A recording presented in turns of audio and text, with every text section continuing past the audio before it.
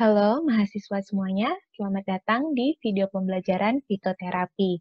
Pada video kali ini, saya akan menjelaskan tentang efikasi dan keamanan obat herbal. Berikut ini adalah karakteristik dari obat herbal. Obat herbal dikatakan memiliki efek yang lebih lemah dibandingkan dengan obat sintetik. Oleh sebab itu, penggunaan obat herbal ditujukan kepada penyakit yang sifatnya non-spesifik dengan tingkat keparahan yang ringan. Selain itu, obat herbal juga memiliki waktu kerja yang lebih lama dibandingkan dengan obat sintetik, sehingga penggunaan obat herbal tidak cocok apabila digunakan pada kondisi gawat darurat. Selanjutnya, bagaimana dengan efikasi atau khasiat dari obat herbal?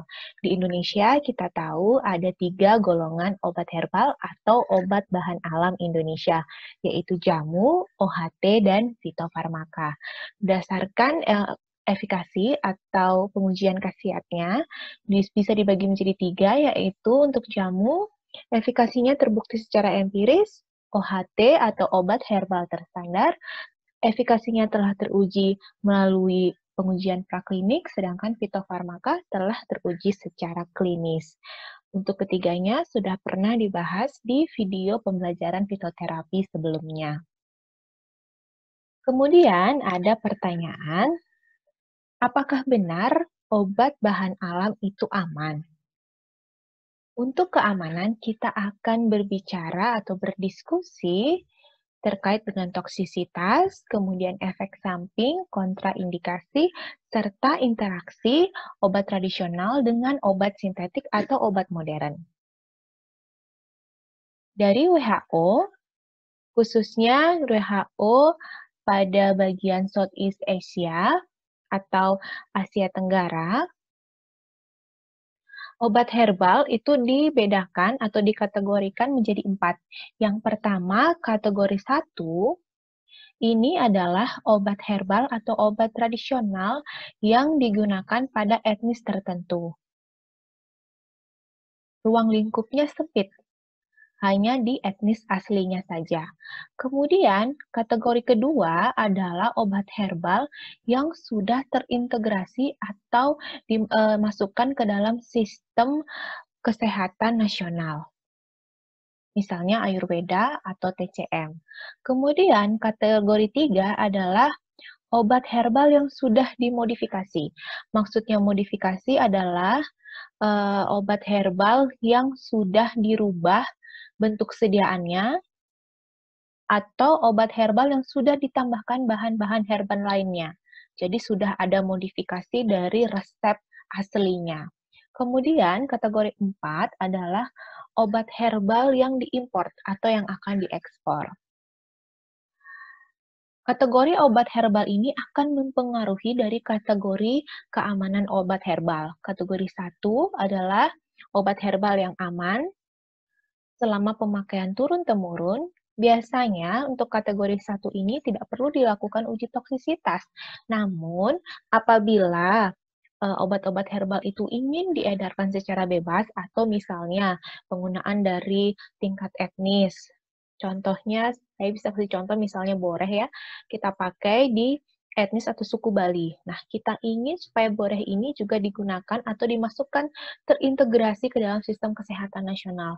Nah, untuk yang contoh obat-obat herbal seperti itu harus dilakukan pengujian toksisitas. Kemudian kategori 2 adalah obat-obat herbal yang dikatakan aman tetapi dalam kondisi penggunaan tertentu saja.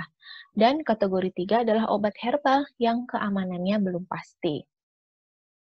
Kemudian untuk toksisitas, sumber toksisitas dari obat herbal itu ada 2. Yang pertama adalah endogen, yaitu berasal dari tanamannya sendiri. Yang kedua adalah eksogen. Kita lihat contoh dari endogen. Berikut ini adalah Manihot utilissima atau ketela. Nah, di daun ketela itu terdapat senyawa toksik, yaitu glikosida sianida, golongannya ya, glikosida sianida. Contoh senyawanya adalah linamarin dan lotaustralin. Nah, senyawa toksik ini sangat berbahaya. bisa menyebabkan keracunan apabila kita salah mengolahnya. Kemudian, sumber toksisitas yang kedua adalah eksogen atau dari lingkungan, contohnya adalah cemaran, misalnya dari logam berat, maupun cemaran dari biologi, itu misalnya dari mikroba ataupun jamur. Kemudian kita lanjut lagi untuk uji toksisitas, itu ada toksisitas akut dan jangka panjang, umumnya dua ini ya. Namun, untuk kondisi tertentu perlu data tambahan. Ini data tambahan yang harus juga diuji. Misalnya, toksisitas pada organ tertentu. Organ tertentu ini biasanya organ target dari obat, hepar, dan lain-lain ya. Kemudian toksisitas dari sistem imun. Selanjutnya toksisitas pada janin, contohnya teratogenik, toksisitas pada ibu hamil juga, genotoksisitas dan karsinogenik. Kita akan berbicara tentang ibu hamil ini pada video yang lainnya. Kemudian timbul pertanyaan apakah benar obat bahan alam tidak memiliki efek samping? Kita lihat di sini ya.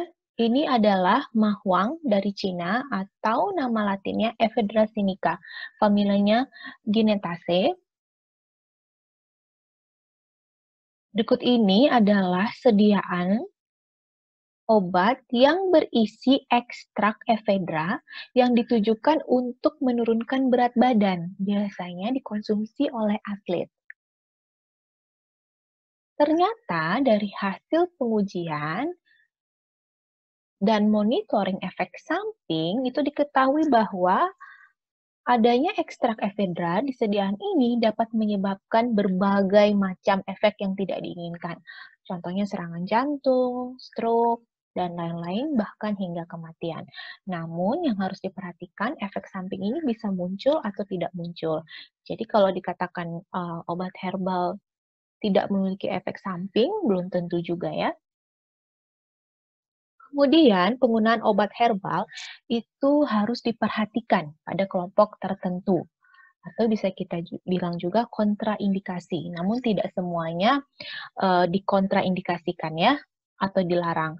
Jadi memang harus diperhatikan. Contohnya untuk ibu hamil, ibu menyusui, kemudian pasien pediatri, pasien geriatri atau lanjut usia, pada pasien dengan riwayat alergi tertentu, dan pasien dengan penyakit penyerta. Nah, untuk pemakaian obat herbal pada kelompok target spesifik seperti ini akan kita bahas di video yang lain. Selanjutnya adalah interaksi antara obat herbal dan obat modern. Jadi interaksi itu tidak hanya terjadi antara obat modern dengan obat modern lainnya atau obat dengan makanan juga bisa ya terjadi interaksi. Tapi yang sekarang kita bahas adalah antara obat herbal dengan obat modern. Jadi interaksi itu bisa terjadi di dua sisi, yaitu farmakokinetik dan farmakodinamik. Kita akan sedikit bahas masing-masing. Yang pertama farmakokinetik dulu. Jadi farmakokinetik itu membahas tentang ADME atau ADME, absorpsi, distribusi, metabolisme, dan ekskresi dari obat. Nah, berikut ini adalah beberapa contoh ya. Contoh absorpsi misalnya kalau mengkonsumsi tanaman obat atau obat herbal yang memiliki efek laksatif. Nah, ini akan mempengaruhi transit dan dapat menurunkan absorpsi dari obat. Kemudian contoh yang lain adalah metabolisme. Ini contohnya dari tanaman Hypericum perforatum yang dapat menginduksi aktivitas dari isoenzim sitokrom P3A4. Sehingga jika dikonsumsi dengan obat-obat tertentu, misalnya indinavir, akan terjadi penurunan konsentrasi dan waktu paruh obat. Untuk distribusi dan ekskresi, silahkan dicari contohnya apa, nanti kita akan bahas saat diskusi. Kemudian untuk interaksi farmakodinamik itu yang dilihat adalah interaksi obat herbal dengan obat modern atau sintetik yang memiliki efek kerja sama, efek kerja yang sama gitu maksudnya ya, atau mirip, atau bekerja di reseptor yang sama.